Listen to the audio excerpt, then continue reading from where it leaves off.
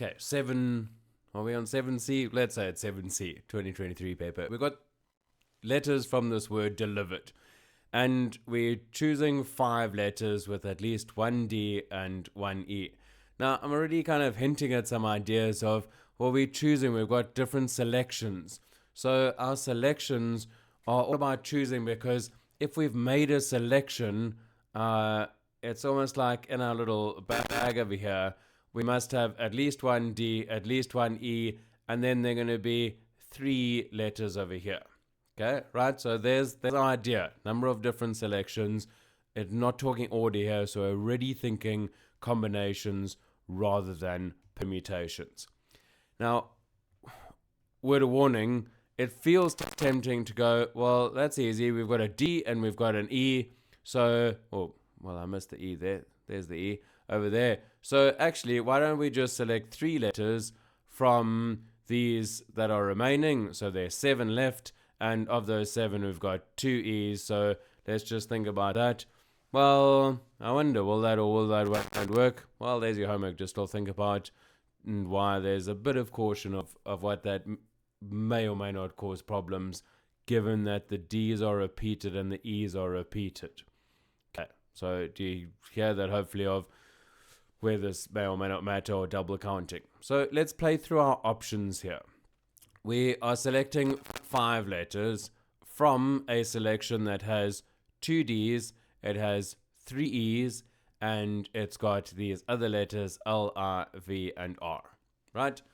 And we want to choose some options. Now, if our final one has, let's say it's got, I don't know which side I want to start. Let's start with this side. I don't have a particular order here.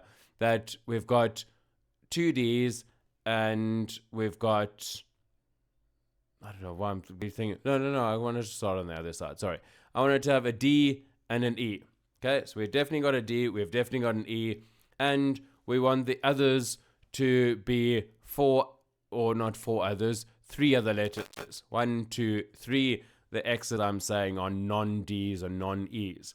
Okay, well, there are 4 left to choose from. And we're choosing 3. Remember, order doesn't matter. So 4 choose 3, which is, of course, just 4. And out of interest, of course, that's the same as 4 choose 1. Lots of other things to think about in the background if you want to that are fun. But we've got 4 and we're choosing 3 of them, right? Because we're not choosing another D and we're not choosing an E.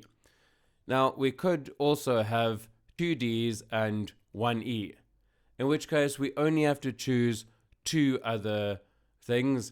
Now, this is where the thinking does come in to go, wait, why are we thinking through this?